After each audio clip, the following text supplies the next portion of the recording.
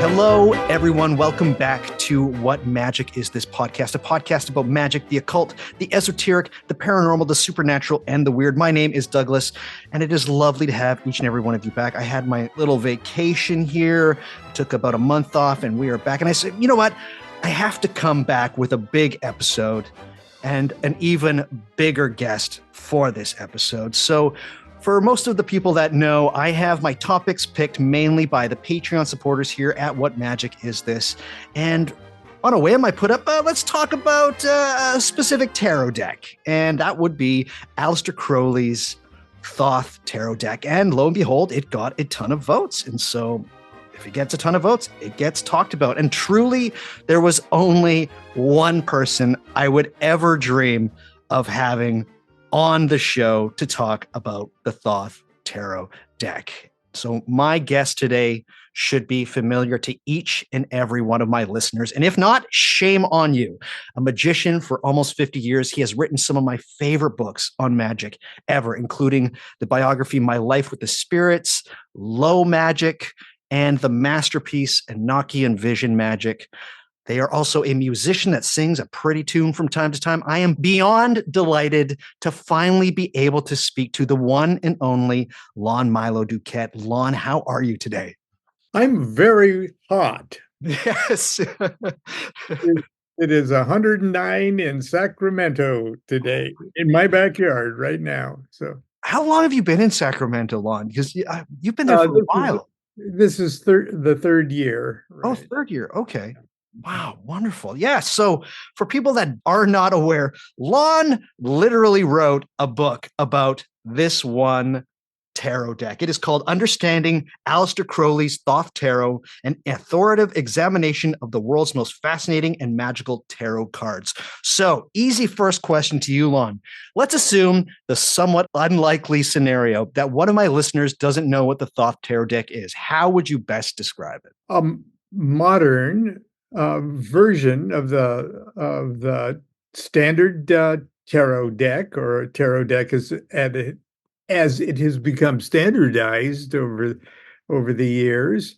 The artwork executed by a very, very talented like cubist modern artist of the late 1930s and 40s, Frieda Harris, Lady Harris. Okay, her husband was a baronet. Okay, not only that, but he was the head of the Liberal Party in England all through the war years, World War II.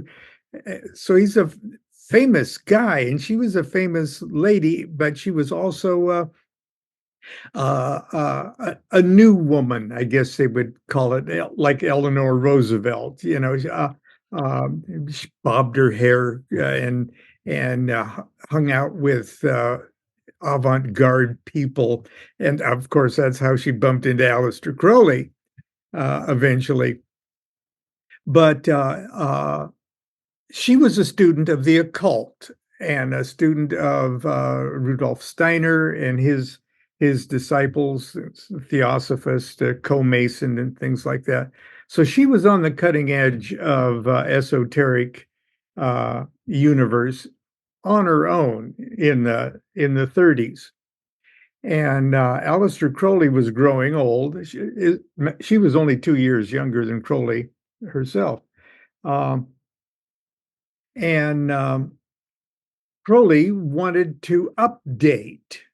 Okay, and because the tarot decks that existed at that time, they were esoteric in nature, because tarot is, at least as it has become known, is sort of Kabbalah based. Okay, it's based on cosmological principles.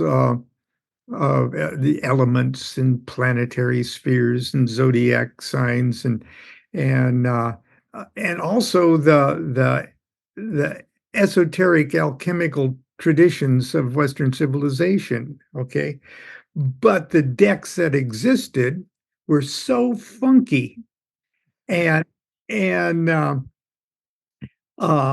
the people that created them were adepts, okay, but their their knowledge, their information was sort of kept secret among kind of snooty Kabbalistic groups, okay? So they, oh, we can't really, reveal that this is really related to the Hebrew alphabet. And oh, we can't really, that, but the cards are neat and let's publish them. And Crowley, more or less, uh, said, "Look, this Hermetic Order of the Golden Dawn, which was like started around 1888, or a little later than that, um, they made their initiates create a tarot deck. Right. Right. So, because when you create a tarot deck sort of in a proper order, you're simultaneously learning the Kabbalah. You're simultaneously learning aspects of alchemy and astrology. And not only that, but of Solomonic magic. Okay. Just in the act of creating your own tarot deck. And so Crowley had done that in the Golden Dawn, and he knew it was just such a wonderful, wonderful tool, magical tool just for personal self-transformation and development. And if you're a magician, wow, it's one of your main magical weapons, Right. Yeah. And so late in his life, when he was broke, he was broke a lot, after he blew through his inheritance pretty early.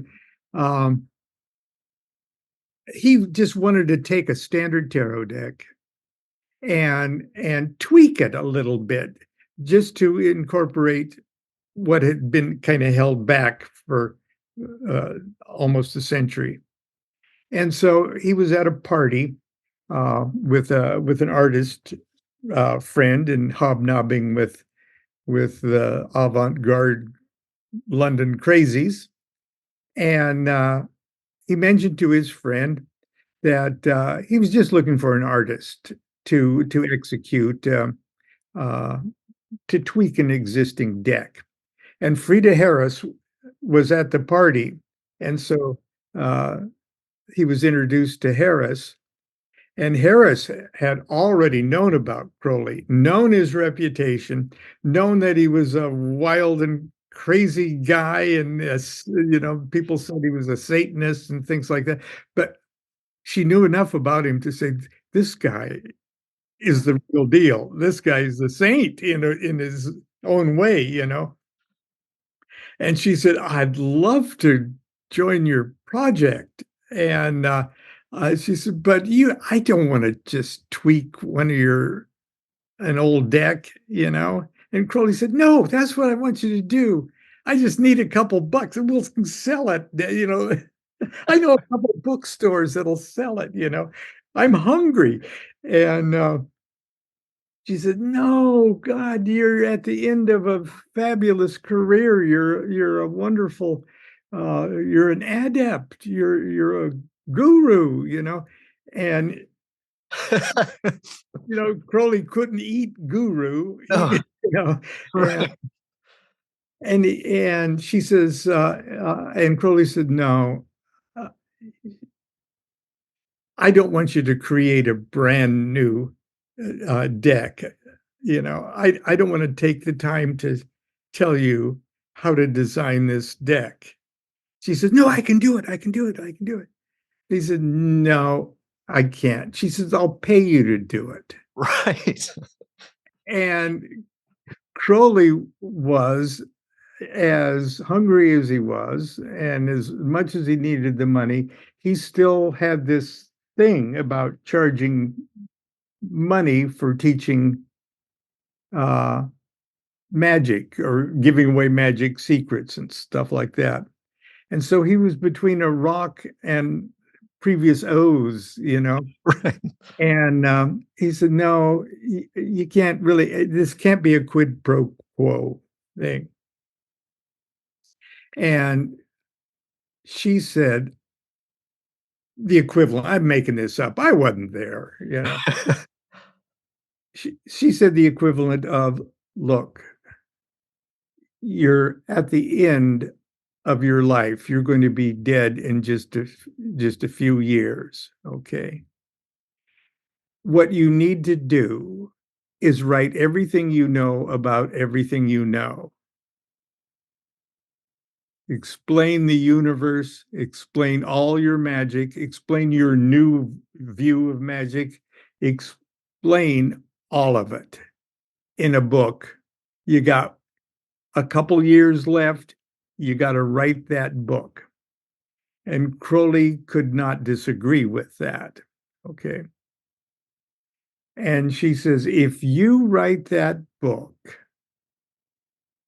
I will illustrate it. If you write that book and organize it in chapters that are expressive of each one of those tarot cards, I'll illustrate it with a full watercolor illustration.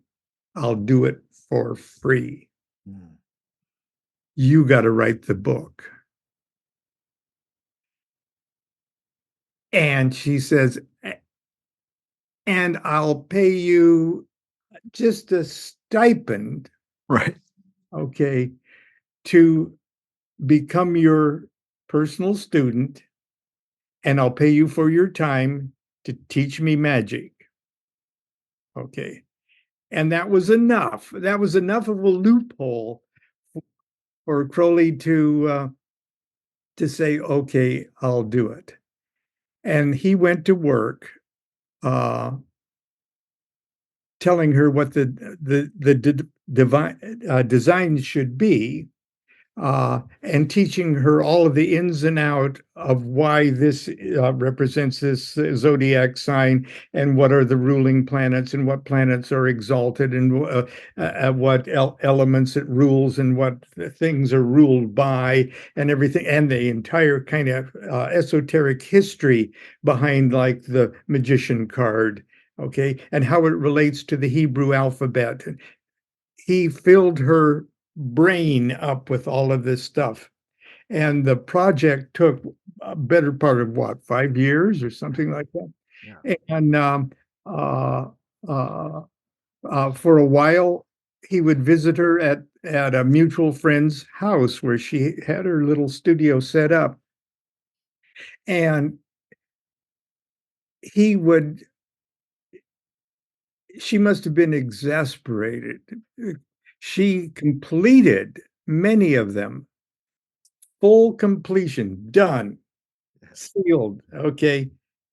And he had her redo it. Right. Do the whole thing as many as 8 times per card. And many of them that she didn't get to that, he said, "No, you don't understand. This is the alchemical Anthenor. It's not the..." And in doing so, he explained the entire universe and the magical traditions of modern magic. And she was not only a wonderful sort of modern artist, but as an existing student of the Rudolf Steiner's group, anthropomorphists. Okay. She was into this concept. For some reason, originated with Goethe. Okay. And Adams and Witcher, who were disciples of Steiner, had this thing called projective synthetic geometry. Okay. Whereby, and when you look at artwork that is that cooperates with the elements of projective synthetic geometry. Uh, it appears like there's millions of rubber bands that have stretched from the vanishing point. So you don't know whether you're being sucked in to the image. It makes your brain go, Right, right. boing. Uh, you don't know whether you're being sucked into the image or the image is popping out, and it sort of short circuits your brain, so whatever it is you're seeing, including the colors and the image and everything else, go to a different part of your brain than the Mona Lisa does when Right. you look at her. So it was a marriage made in heaven between the art, the artist, and the creator. Uh, and so the Thoth Tarot is a modern tarot deck uh, that currently is probably the second most popular tarot deck in the world. And it has spawned the newness of it, the uniqueness of the Thoth Tarot vis-a-vis the standard tarot deck is now a new orthodoxy. Right. Okay. Yeah. And there are other tarot decks that are using the Thoth deck as and even more magicians are seeing, oh God, this is great. Okay. And it proves that a study such as this is a living organic art form that grows with the observer. Okay. It grows, it's alive, as everything should be, as geometry should be, as any art form or mathematical principle should be growing. Okay. And the Thoth Tarot, in its own way, was comparable to Euclidean geometry or Newtonian physics blending now into quantum physics. Okay, it's comparable to that. Right. And it's one of the most beautiful decks in the world. It's when I was disturbed when I first got mine, and because it wasn't like my grandfather's tarot deck, No. Whoa, I'm not in Kansas anymore. Uh, but it's meant to be disturbing and it's meant to be inspiring. And I guess that is the quickest way I could answer that first question. Amazing. Wow. That was a 20-minute answer, and I absolutely loved every second of it. Perfect, Lon. So we know quite a bit about the working relationship between Crowley and Harris. And as you say, it's just such a wonderful blend of two artists that they matched each other beat for the most part. But you said it took about 5 years, and you said that they also met in person, but we also have letters. Was the relationship always clear sailing, or was there always a bit of pushback? And was there any tension at all? Because knowing Crowley, there's always going to be some tension at some point. It was continual tension. Right. It was because she was a strong-willed artist, which is exactly what he wanted. Yeah. And he was a bullheaded Crowley. He was a bullheaded Crowley. Yeah. And they did have letters back and forth, and they exist, and that's the one of the features of my book, Understanding Crowley's Thoth Tarot, that I'm the most proud of, because I was privileged to have access to their correspondence, and I, at least on many of the little epigraphs for it, where they're talking about individual cards, I get to quote from their letters back and forth. And my favorite is when she said something like, "I suppose you know that this would be more understandable if you spoke Swahili or something." Right, that's right. Do you really expect people to? And so she was charming, but you could just tell there was great affection between the two. Any suggestion, I think that they were mad sexual partners of some kind, I think is pure fantasy. They were both at such an age, and but they were working on it through World War II, Yeah. through the blitzes, okay, through the even paper was rationed. Right. Okay, even the paints were rationed, the canvases were rationed. Then Crowley moved out into the country, and she would have to take the troop train, riding with soldiers to visit him to show her portfolio of that week's work, only to have him go, "No, throw it away." Jeez. Unbelievable. Once Yeah. once the deck was completed, or the project was completed, what happened with it? Was there exhibitions? I know that there's something that happened at Oxford. Can you enlighten the listeners as to what was going I on? don't know. I saw that you mentioned the Oxford thing, um, but I don't know particularly if it was there. But Frieda uh, didn't want to be publicly associated with Crowley, and Right. Crowley understood that better than anybody. It wasn't she wasn't insulting him. Right. Okay, this is part of the deal, because her husband was meeting with the prime minister and things like that, and Crowley had a reputation of eating babies, Right. you know, and um, so but through her contacts and her supporters, she arranged for several exhibits. Right. Okay, they weren't cards; No. they were 78 paintings. Actually, there's probably 178 Right. paintings, of which he chose 20, 78. But she had an exhibition of the paintings, and I think the Oxford ones went what you're thinking of.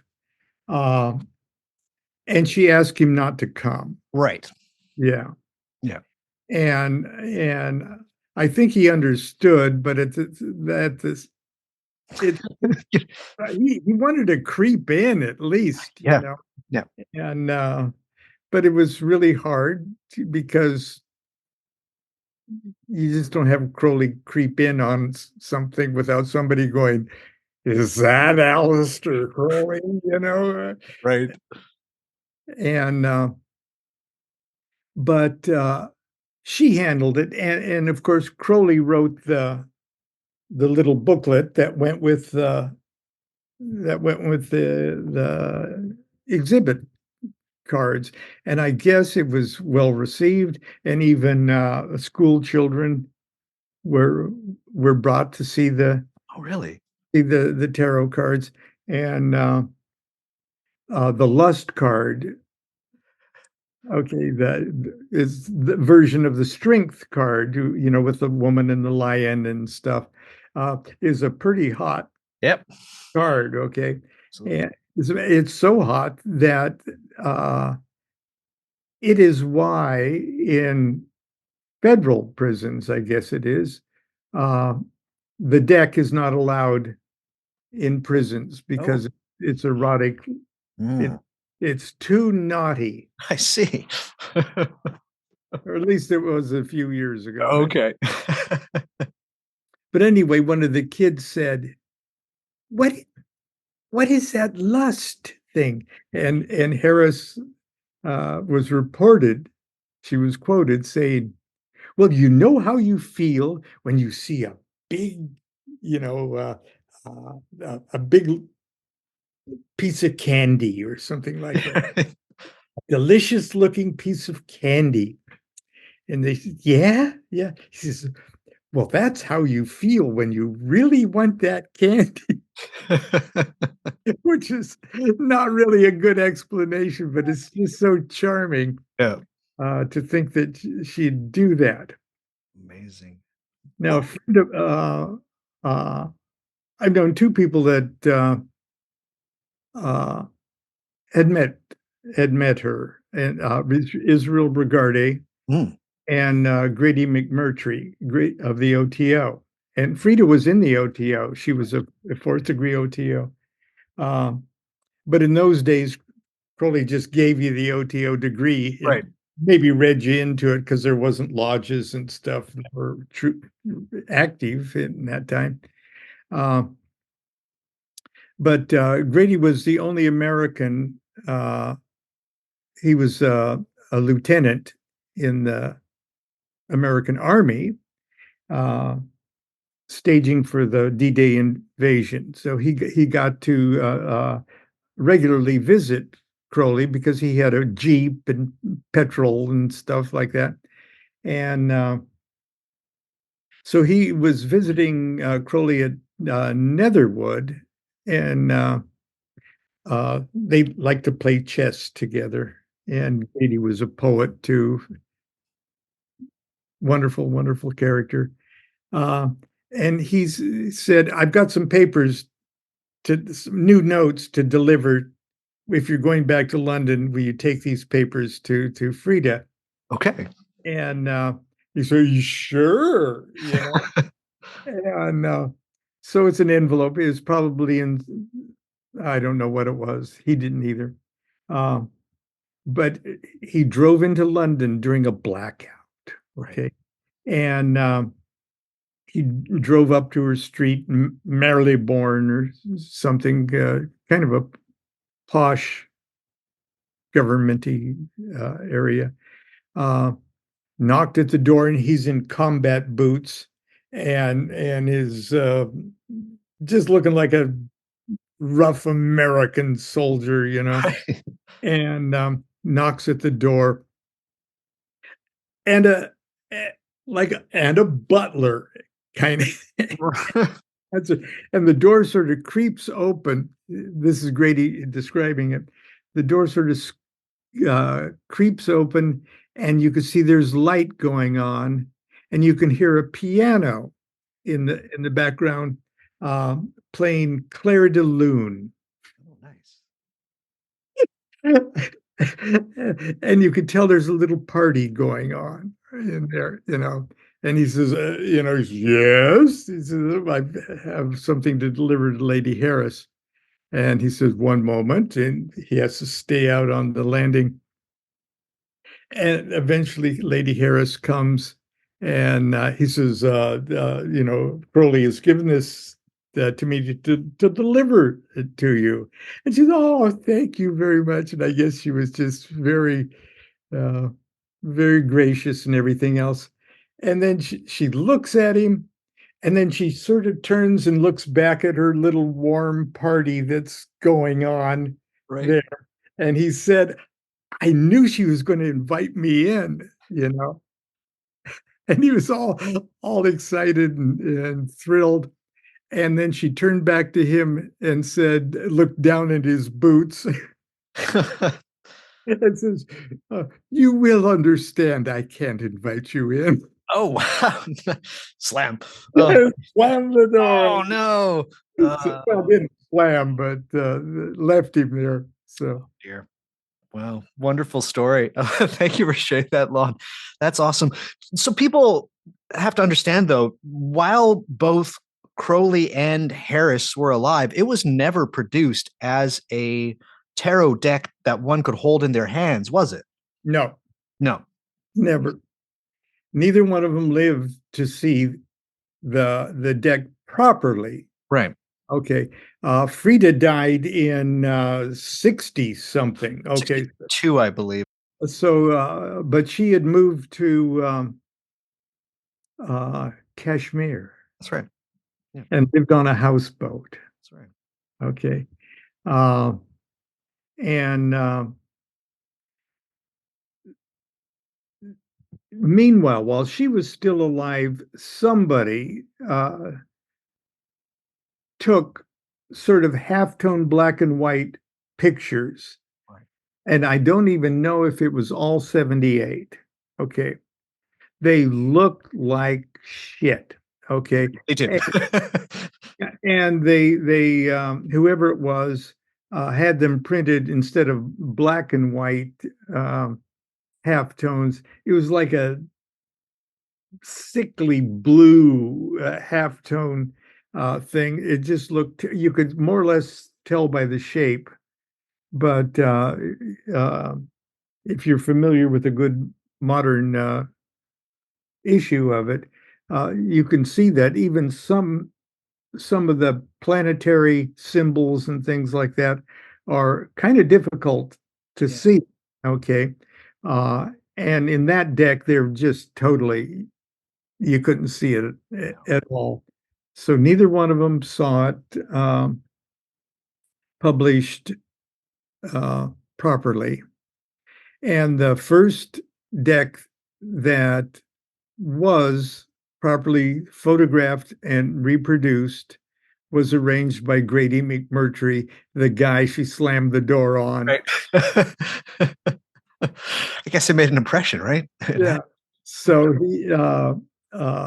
he helped or encouraged the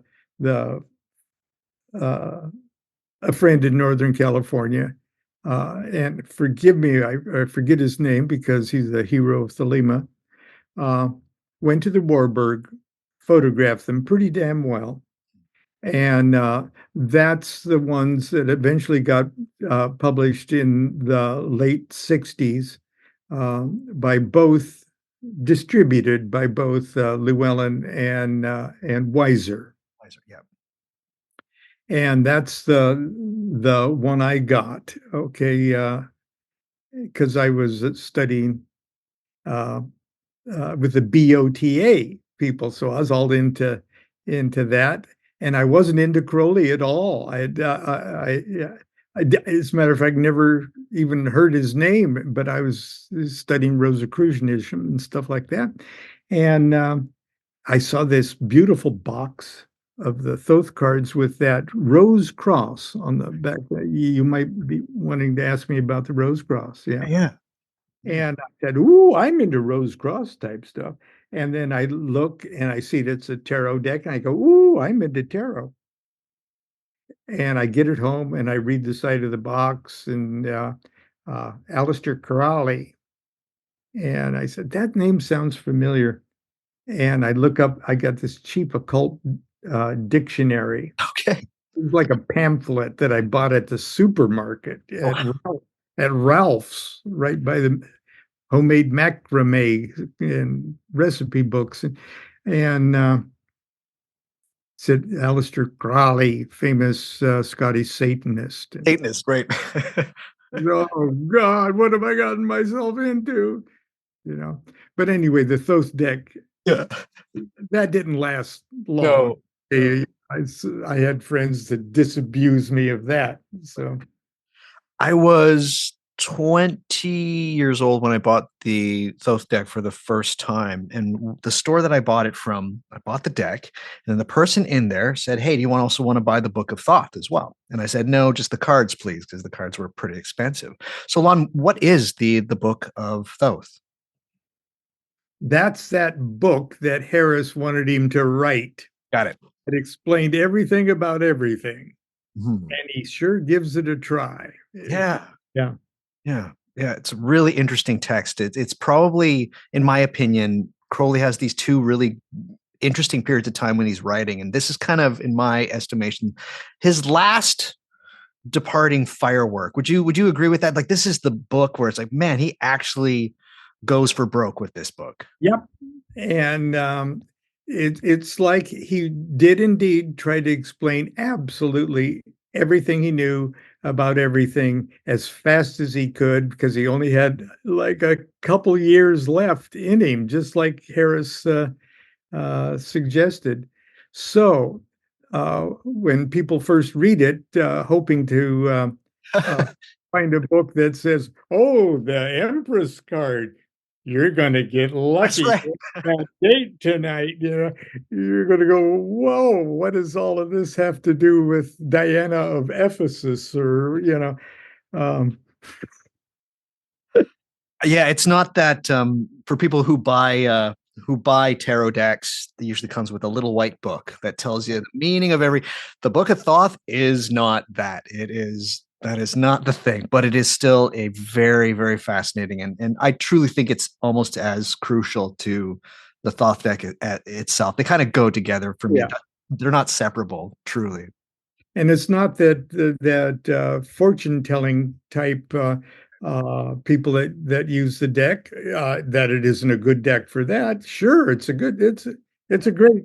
great divinatory tool, and you can enjoy it whether you get into that or not. But it's sort of like truly not appreciating the depth of what you've got. Exactly. It's a wonderful thing, though. Let's talk about the deck because we've talked a lot about the history and I love it. And you've shared so many great stories. But the deck itself, one of my favorite parts of your book on the Thoth Tarot is you spent a whole chapter talking about the back of the tarot cards. So, what's so special about the back of the deck? The It's the table of contents of the entire deck. Okay, and it's a drawing by or a painting by Frieda Harris. Are we on visual or? Unfortunately, no. It's only going to be but I'm sure I'll have a picture of the back of the card on the website for everybody. Please head to whatmagicisthis.com, click on this episode in the episode link there, and there will be a picture of the back of the Thoth Tarot deck. It is just a colored version Hmm. uh, that communicates all the information on a rose cross design called the Hermetic order, the Hermetic rose cross. And it's a plain Calvary cross, like an unfolded cube, six, okay? And it has a right arm and a left arm, and the right arm is red, and the left arm is red, and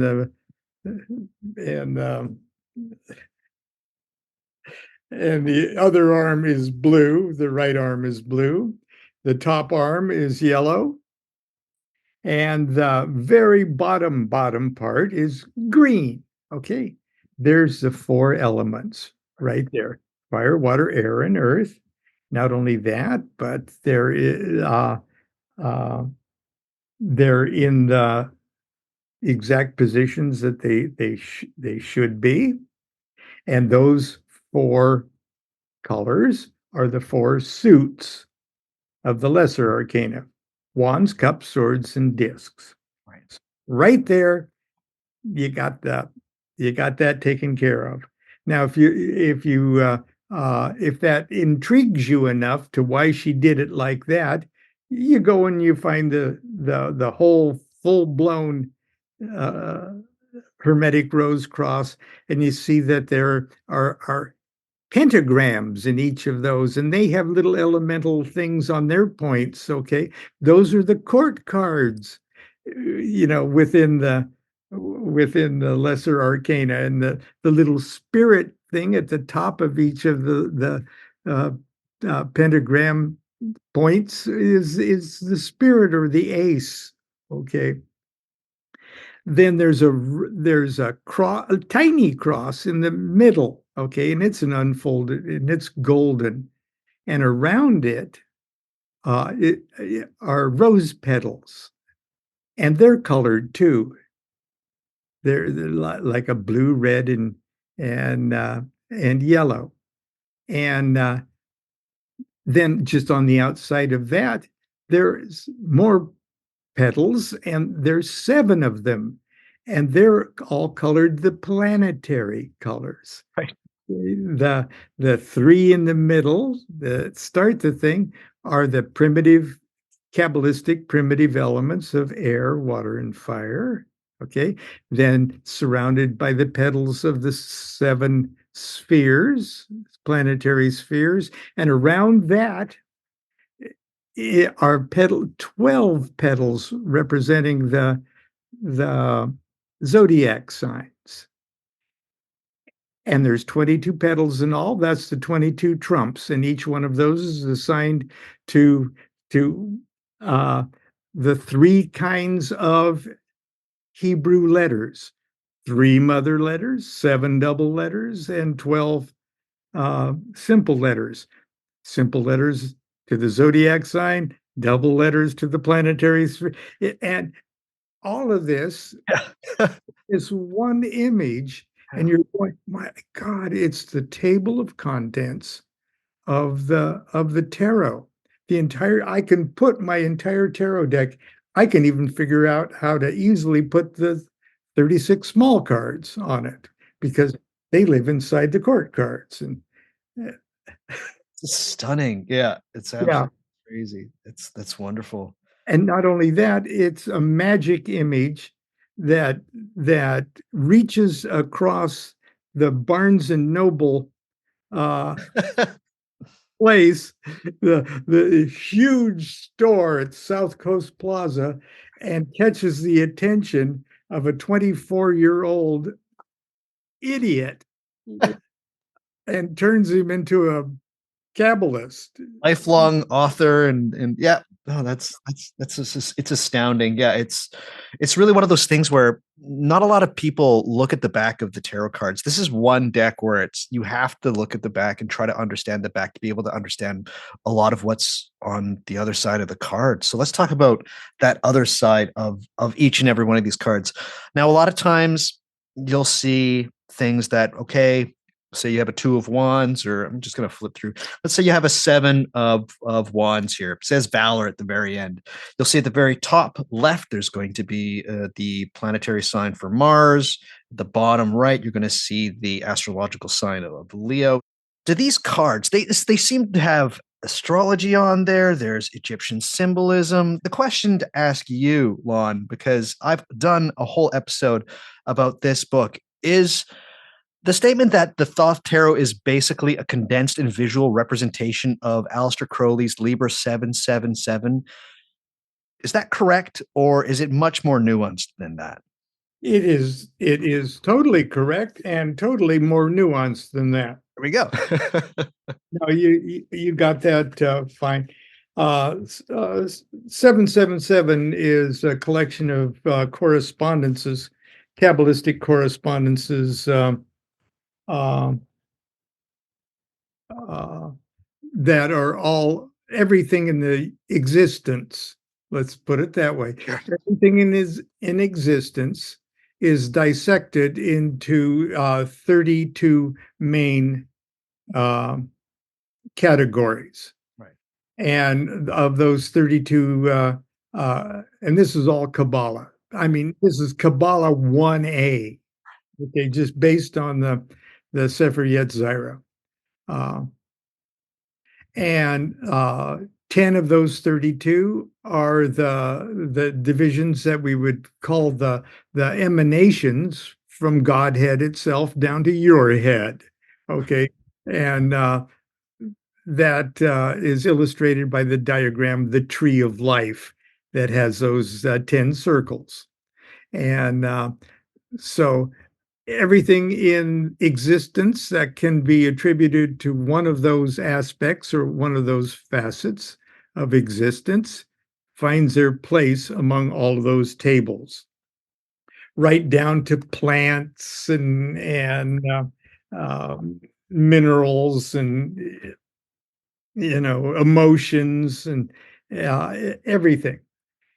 And the other 22 are the 22 letters of the Hebrew alphabet, and they're projected on that tree of life diagram as paths that connect all of those 10 Sephiroth.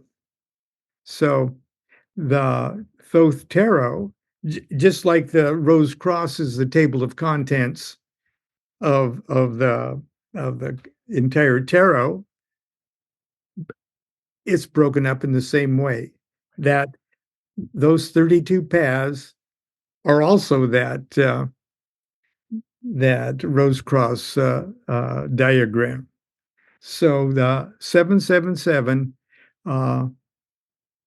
has the tarot images and the uh, uh, planetary and zodiacal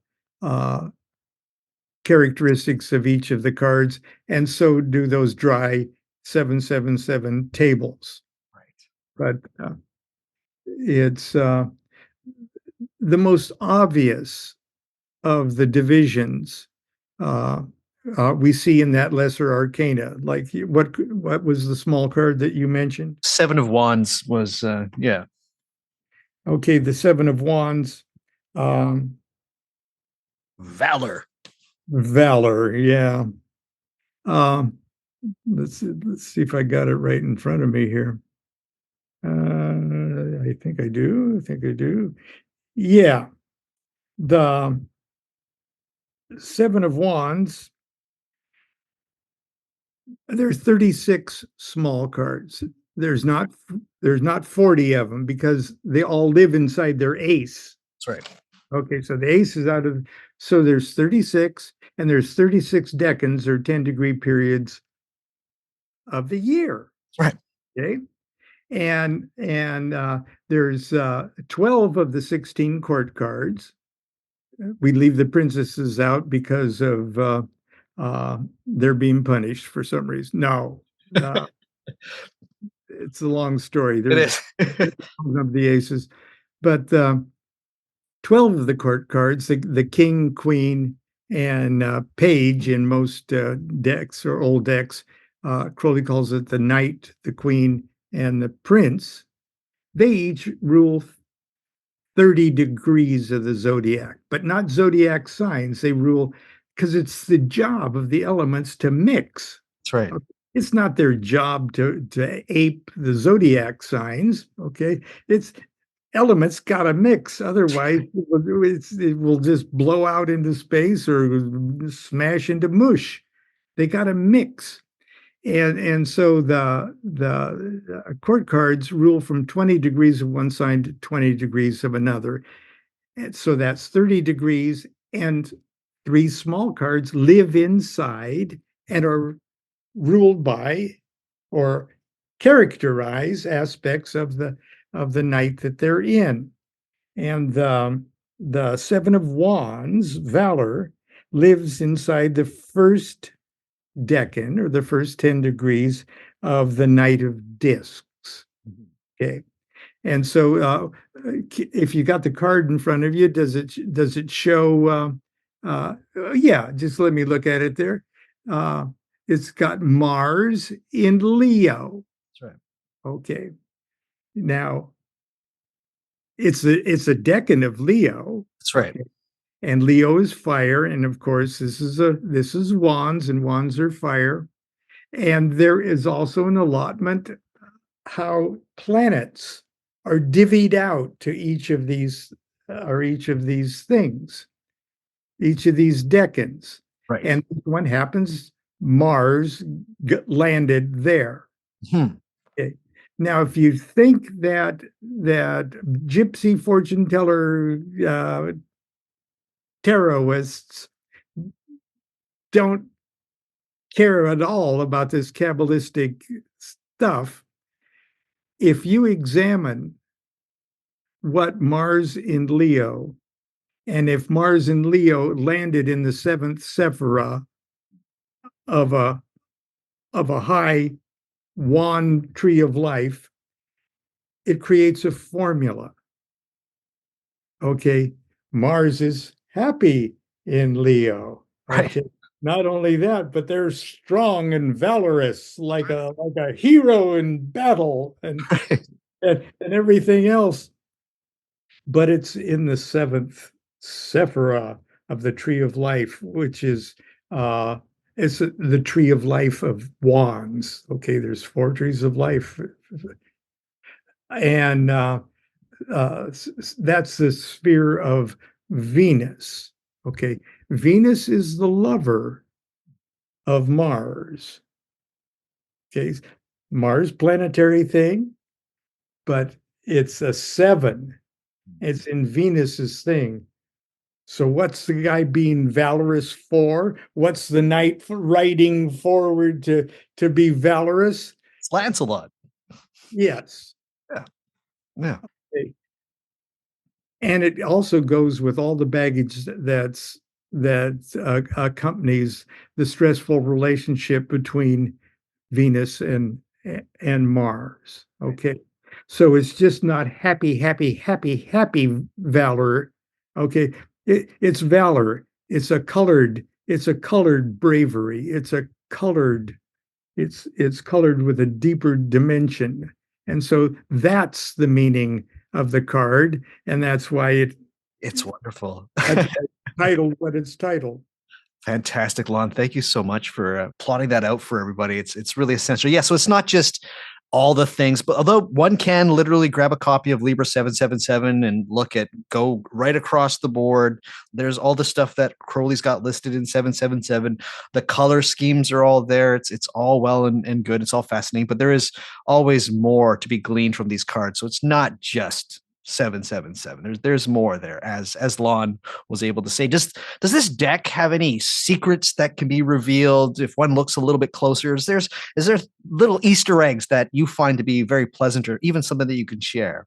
Every time I look at it, I find a different Easter egg, and it's sort of easy to do because there are so many things that are unexplained, unaddressed.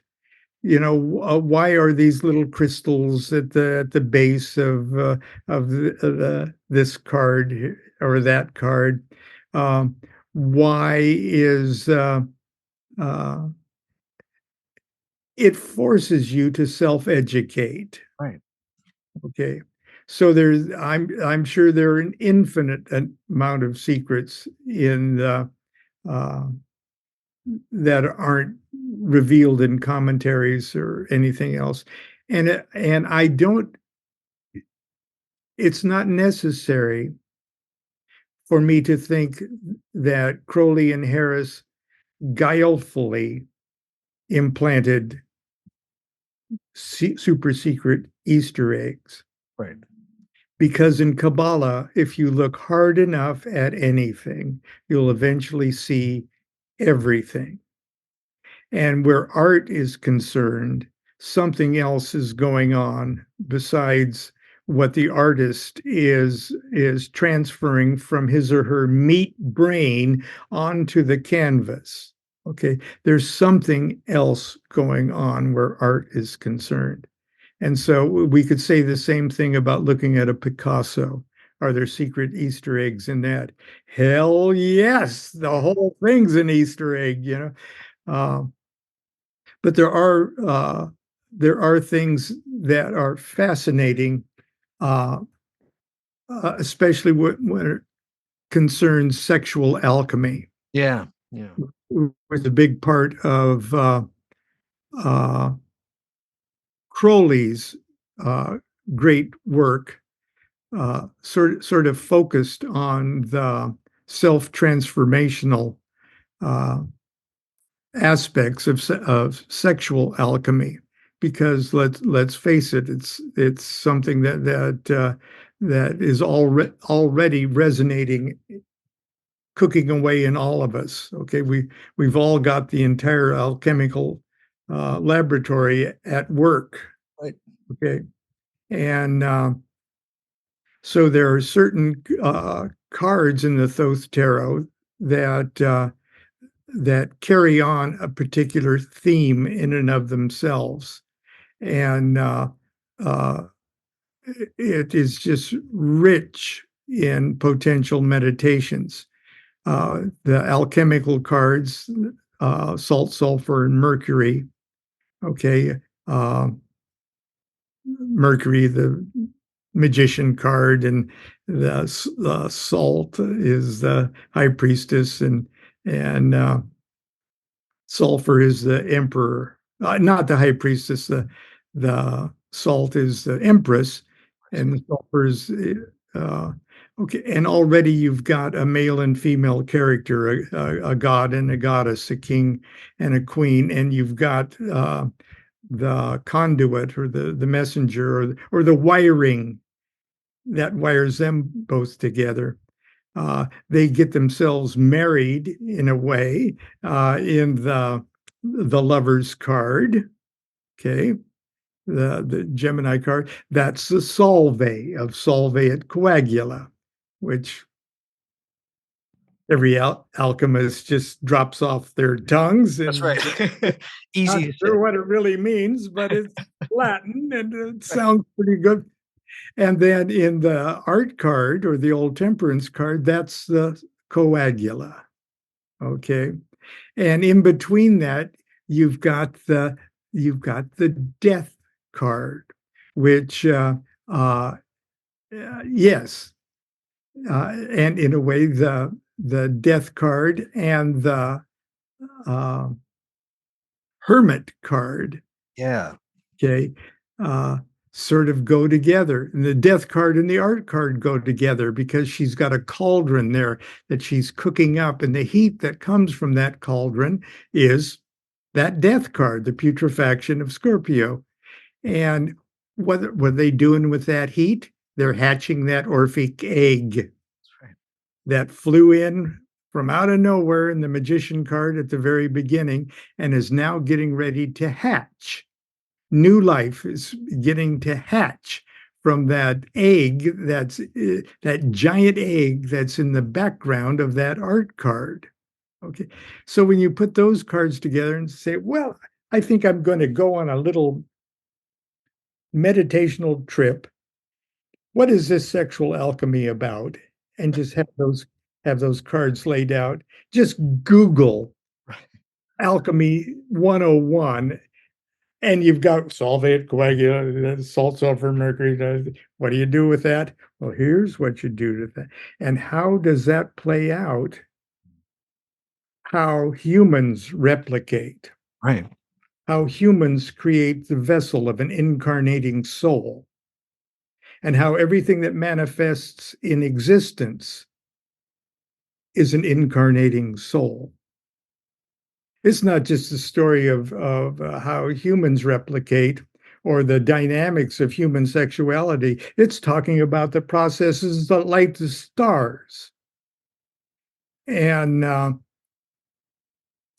that's the kind of potential the Thoth Yeah. Tarot. It's beautiful.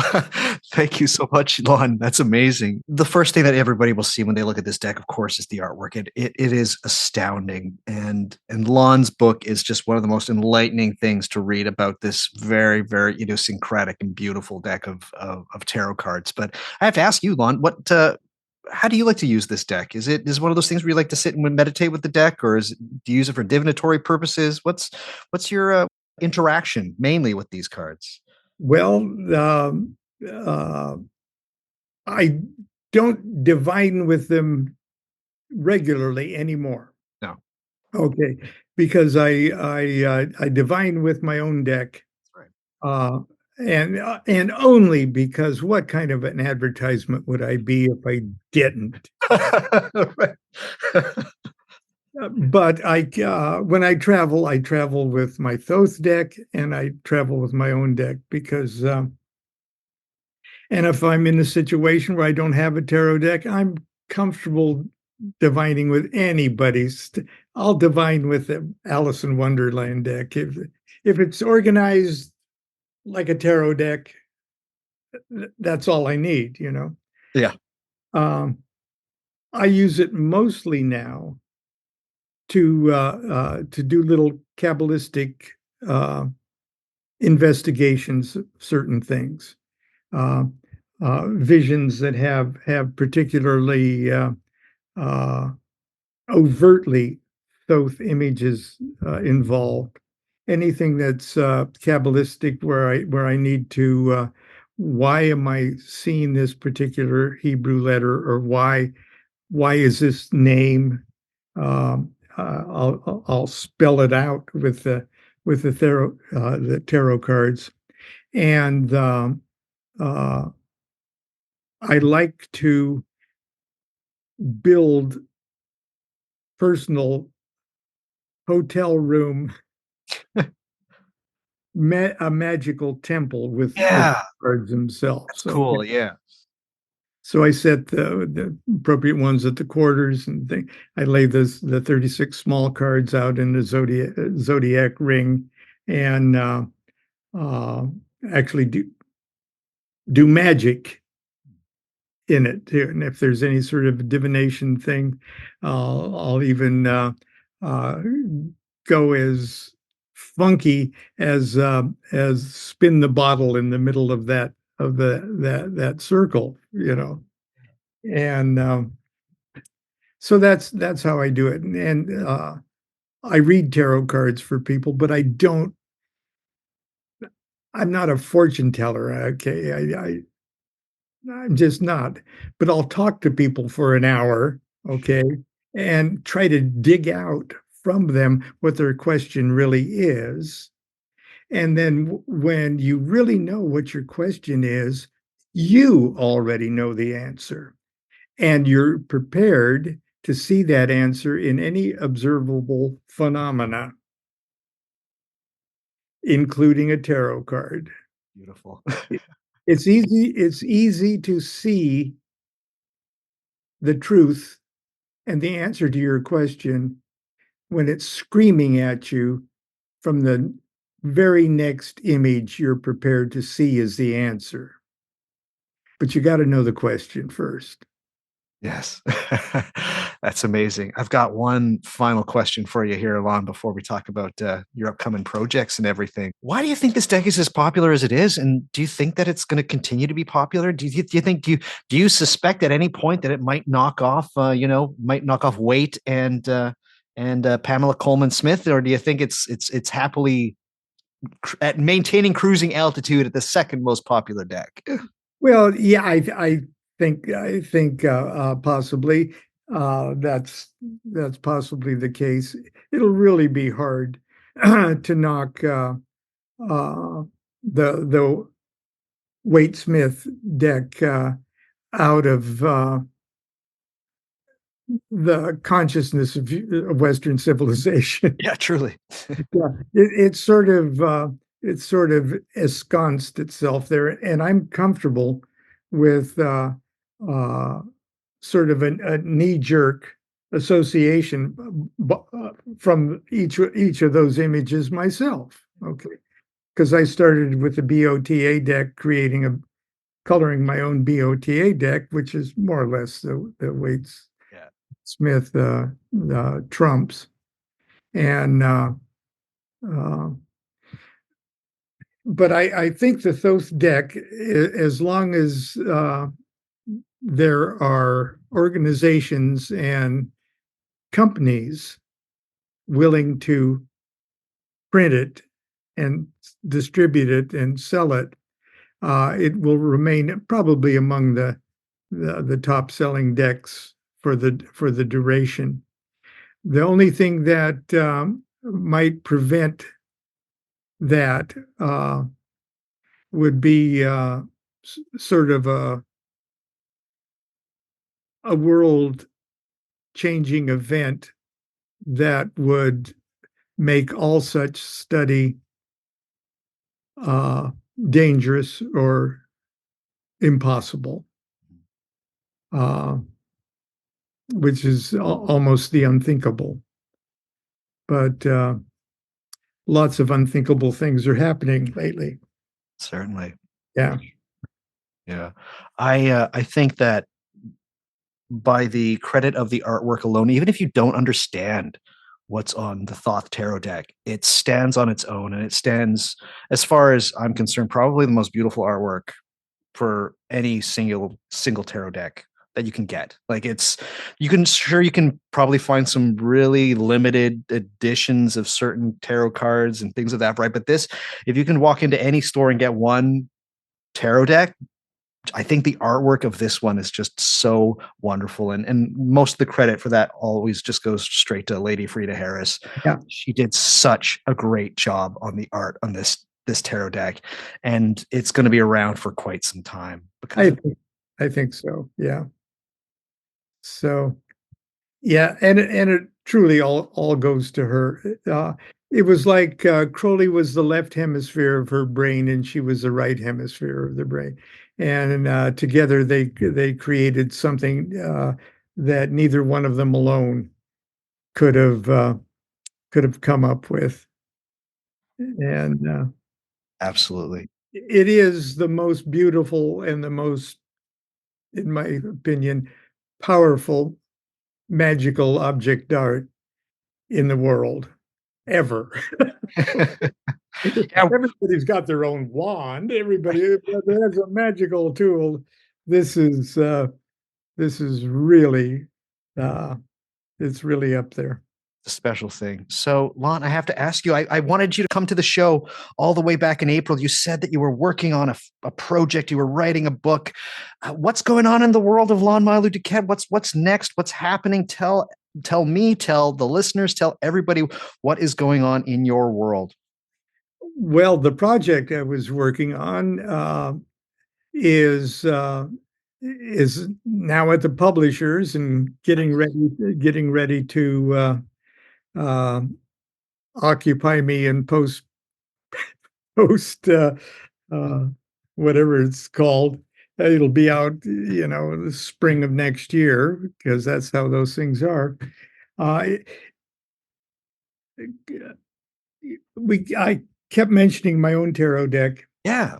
which is really Constance, my wife Constance and I's tarot deck. I designed it and created the line drawings for it, and she colored it along strict Kabbalistic.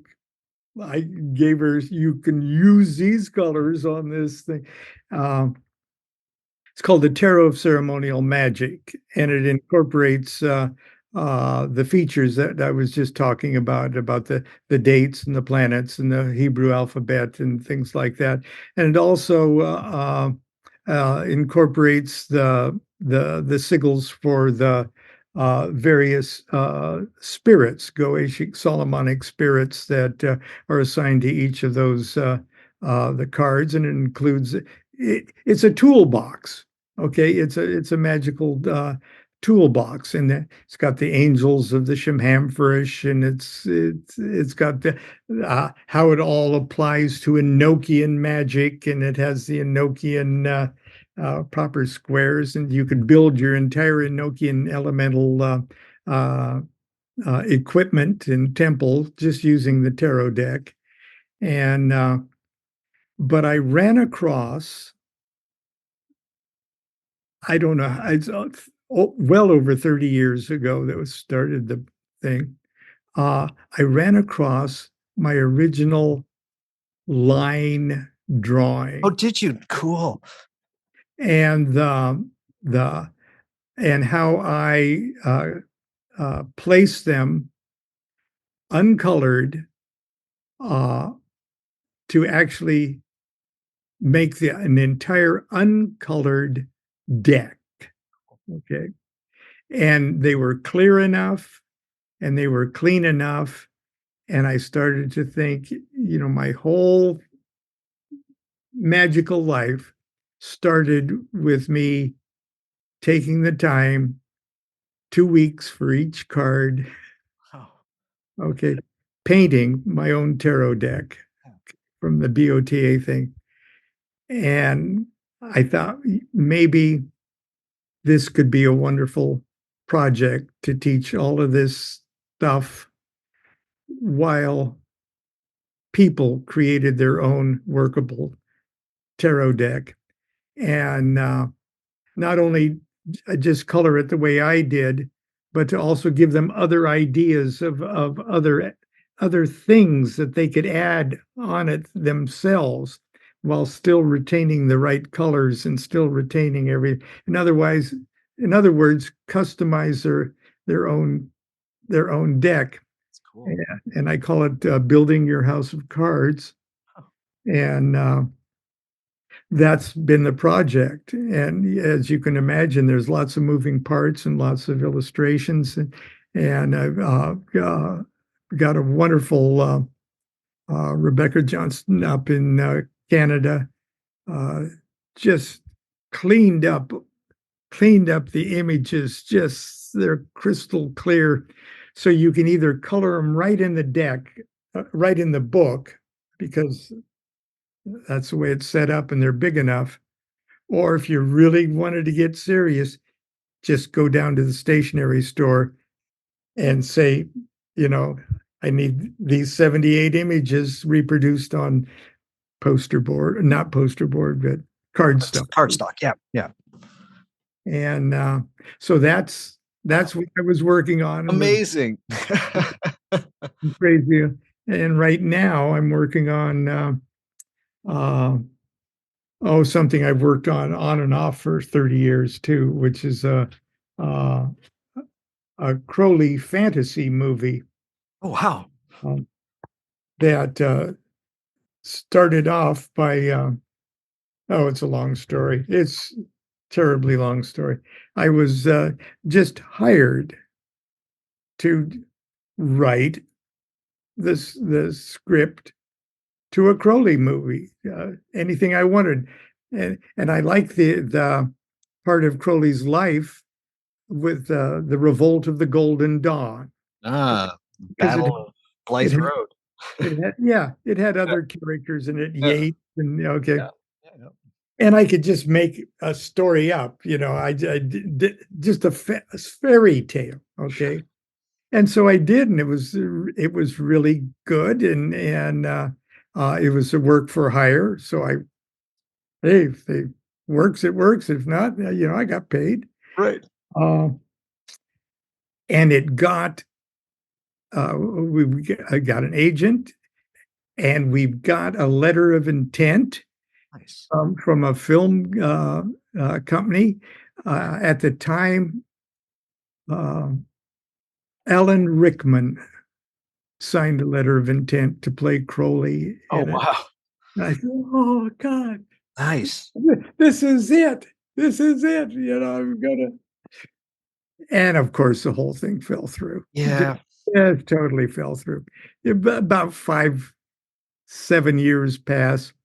Same guy contacts me and said, hey, I've got somebody that in Canada that wants to do it, and they're part of the then UK Film Council, which the council gave half the budget to the movie, and said the only rub is that the writers and the principals in the organization in the project have to be UK citizens. And I said, well, I'll be happy to relinquish my US citizenship, if that'll help. And they said, no, that doesn't work. And they said, but what they can do is they can hire a scriptwriter for hire, and they can adapt it from the book. Oh. And then the book author can get the points. Right.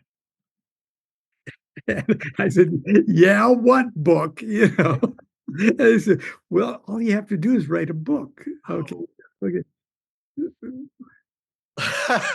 Oh, God. So I turned the screenplay into a book. Okay. And with the help of Jim Bukowski, he's the real movie pro. Right. And made a book out of it. And then by the time the book was finished and we published the book, ISBN, Library of Congress got a book. It's titled, you can buy it, called Aleister Crowley, Revolt of the Magicians. And that fell through. Then nothing else happened for about 15 years. And now, hey, I think ever since the writer's strike and Right. Okay. So now we've consulted with other people, and they said, well, this would be perfect as at least a season of a six part. So all you got to do is change your book back into a 6-part. we were just talking about alchemy. So if this is not an alchemical process, I don't know what is, Lon. Like this is about as I, alchemical as you get. meanwhile, I'm growing Yeah. old. Meanwhile, I'm squinting to look at the screen. Um, Oh, wonderful. but I'm working on it with Okay. two other uh, writers, and we've got a wonderful agent and who has we've made a lookbook, and it's well along. We've got 3 episodes already in the can, um, and so we're working on that too. But I must warn you, don't hold your breath. No, with anything, with magic and popular culture and representations of magic and popular culture, it's just you never know. You never know. Well, that's a wonderful story, Lon. Thank you for sharing that. And my fingers are crossed, my toes are crossed. I love that to see the light of day. Lon, you also, I have to ask, you've got a series of workshops that you've released through Magical Egypt. Those are still available for folks? Oh my God, yes. And just Google Magical Egypt, and um, then my name or something, it'll pop up. It'll be in And the show notes as well, everybody. yeah, Please. okay. Yeah. And yeah, the I think the 3 and 4 series workshops are like $30, and the others are like 25. So it's they're very reasonable for the pain I went through Right? to create them. Yeah. How to make a Jupiter's talisman, 7 secrets of fortune telling, holy guardian angel, magic of tarot, introduction to Enochian magic. Everybody, I know they love the Enochian magic, reincarnation ritual. Please, everybody, there's some great stuff here, and yeah, it's not expensive, so it's a really great thing to see. Lon, you're also on Patreon, are you not? Yes. Yeah. Yes. Please. Please. I've made no further provisions for my family's future. No, I am on Patreon, and I just you don't know how big of a difference that makes in our otherwise life with no visible means of support. uh, yes, please go to Patreon and feel free to be as generous as you. Yes. But Lon, the place where you spend quite a bit of time online, as far as your presence is concerned, is your Facebook, is it not? What do you get up to on your Facebook? Uh, what do I get up to? You, Well, you've got videos. You produce quite a few. Like yeah, every it seems like almost every it's almost daily, is it not? every day, Yeah. 7 days a week Yeah. for now over 3 years. You get 15 or minutes to 45 minutes of me trying to come up with something witty every. No, I share lots of stuff, Absolutely. There's great stuff there. and it keeps me on my toes. And the people at Arcanum, what is it? It was Arcanum Luminarium. Yes, bless their hearts. Every day they also repost it on the YouTube channel. That's right. It's their channel because I'm too lazy. I'm too incompetent to run a channel of my own. But they do it with my full blessing and permission, and they don't monetize it in any way, and neither do I, like a fool. Um, but it's repeated every day too. So there's one of those that appear every day uh, on my, and everybody can be a Facebook follower and see my. It's at 10 o'clock Pacific time every morning, and I think I do it just just to get presentable Right. for a few moments a day. Otherwise, I would just suffocate in my own filth. Oh, goodness. All right. Everybody, please, please, please head to whatmagicisthis.com and find this episode to get all of the links to the places to find Lon on the internet, including the Facebook, as well as that YouTube page. And also, for sure, please, if you feel like it, grab the book on the Thoth Tarot, as well as the tarot cards that Lon himself created, the Tarot of Ceremonial Magic. All worth grabbing and available right now as we speak. Also at whatmagicisthis.com, particularly for this episode, you can find some show notes. There's not going to be a ton of show notes for this because, I mean, it's just a tarot deck, but there'll be some interesting stuff there, including, it's called, I believe, Thoth Sightings, and the biographer of Aleister Crowley, Richard Kaczynski, who I've had on the show, he shows all the places where the Thoth Tarot shows up in movies and popular culture. So that's pretty cool. But head to whatmagicisthis.com, get those show notes. Do you like what I'm doing here at What Magic Is This, and you'd like to support in some way financially? Well, there are 3 ways of doing so. I do this every episode. Let's go through it. So the first and best way to support my life, my podcast, my projects, everything that I get up to is Patreon. That is patreon.com/whatmagicisthis.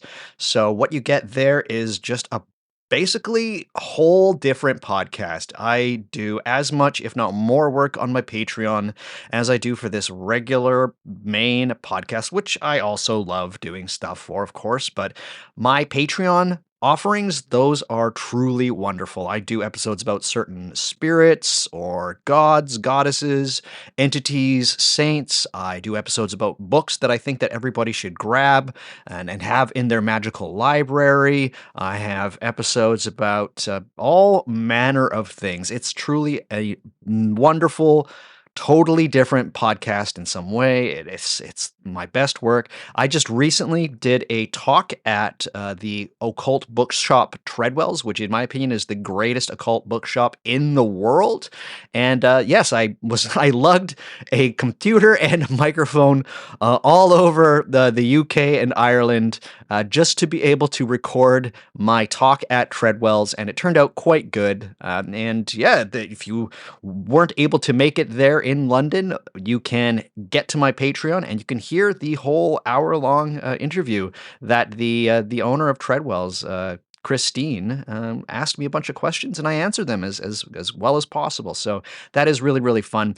I just have so much stuff on my Patreon. It truly is one of the things that I adore about doing this whole podcast. And $7 American a month, that's all I'm asking for. Everybody else is raising their prices. I'm keeping it at $7 because I just want to see you there. And at this point, there's about 350 people.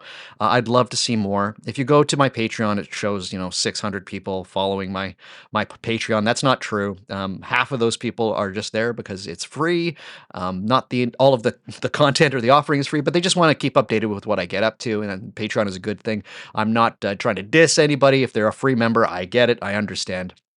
But if you wanted to show your support with some kind of a monetary way, shape, or form, that's $7 a month or more, if you so desire. It goes to help me make this podcast a reality and keep me doing this job, and it keeps the show ad-free and all of that stuff. So patreon.com/whatmagicisthis, or head to whatmagicisthis.com. Click any number of the support me on Patreon buttons there. There's a lot of them. I would love to see you there. And again, $7, that's nothing. That's basically a loaf of bread in Canada these days. It's so expensive it is. Or, I don't know, a bag of sunflower seeds. We call them spits up here. Spits, because you spit the seeds. But if you buy 3 bags of those, that's basically paying for my Patreon for a month. Anyhow, patreon.com/whatmagicisthis, or head to whatmagicisthis.com and find any number of the buttons there. If you don't like the whole paying me monthly sort of thing, there's another way of showing your support, and that is through PayPal. Head to whatmagicisthis.com, find any number of the PayPal buttons there. You can send me $5, $10, $20, $1,000. It all just goes back into paying for the fees for this podcast. My monthly fees in and around this time are close to about $220 Canadian. So yeah, things are expensive. And if you donate through the PayPal, that goes straight back into keeping the lights on here at What Magic Is This HQ. It's a great way of just helping me out, because I want to give the best product available for your ear holes. And to do that, I need the best equipment and the best plugins and the best editing software. And all of these things are subscription systems now, because that's just how it is. And so I have to pay that out of pocket. But if you donate through the PayPal, that goes to help me, and it would be greatly appreciated. The third way of supporting me is showing your support by buying some merchandise. Head to whatmagicisthis.com.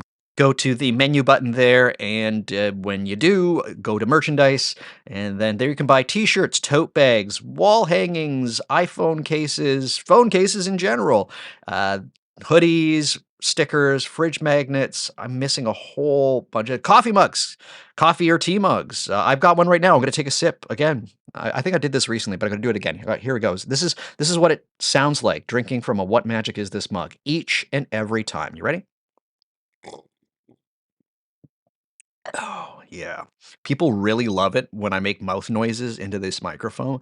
They send me letters. They send me emails basically being like, Doug, I would love to hear more of your grotesque mouth noises. So there you go. You're welcome. Anyhow, all of the merchandise is great. I don't see a ton of money from the merchandise, but a couple of bucks basically every month. Definitely not putting food on the table, but it is always appreciated, and I love seeing people when they're wearing my stuff or they have any of the things with my logos on it. I just love seeing people with that. So if you do grab some merchandise, please send me a picture. I'd love to see it. But yes, the best way of supporting me is, as I said, is the Patreon. Patreon.com/whatmagicisthis, a whole different podcast. It is really quite wonderful. I'm as active there, if not more active there, than I am with this main podcast. I'd love to see you. Please support. Things are getting more and more expensive out there, and I need this to live. Otherwise, Doug's got to get another job, and I don't want to do that, because I already spent upwards of 60 to 70 hours a week on this one. Anyways, just putting that out there.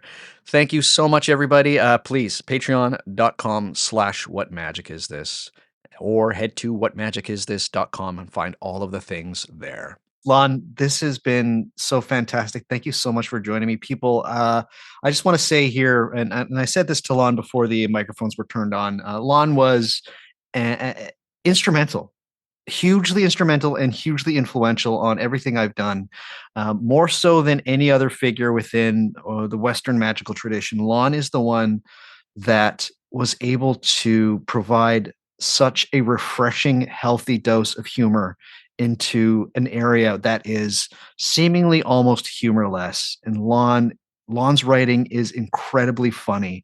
So grab any one of Lon's books. Lon has well over 20 books out there, and they're all fantastic and very funny. My favorites were the ones I talked about earlier. I love My Life with the Spirits. I love Low Magic. It's all in your head. You just have no idea how large your head is.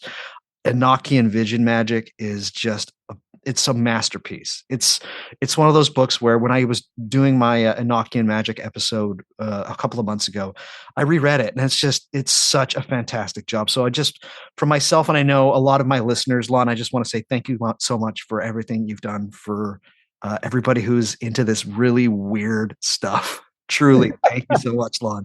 Oh, you're welcome. Yeah, that's so gratifying to hear. Thank you. Wonderful. Folks, that's the Thoth Tarot deck. And trust me, grab yourself one of these decks. I've got some links to them in the show notes. But more than anything, grab Lon's book. It's truly a breathtaking book. It's a great distillation of what I would consider late 19th century, early 20th century lodge-based magic. It's all there in this book by Lon, but also allows you to see these cards, as beautiful as they are, in a totally different light. And both the cards and Lon's book are absolutely essential. So please find those, grab them, and enjoy it as much as I have. Lon, thank you so much for being here. I'm hoping if some point in the future I'd ask you to come back on the show, you'd be happy to do so, because I've had just an absolute blast today talking with you. Oh, me too. Me too. I told you everything I know, so I'm now empty. Amazing. Well, I hope it cools down where you are. I hope an empty vessel is a cool vessel, because I apparently you're suffering where you are. And Oh, it's terrible. oh man. Well, what can we do? That's the planet these days, unfortunately. So Yeah. So you said thank you.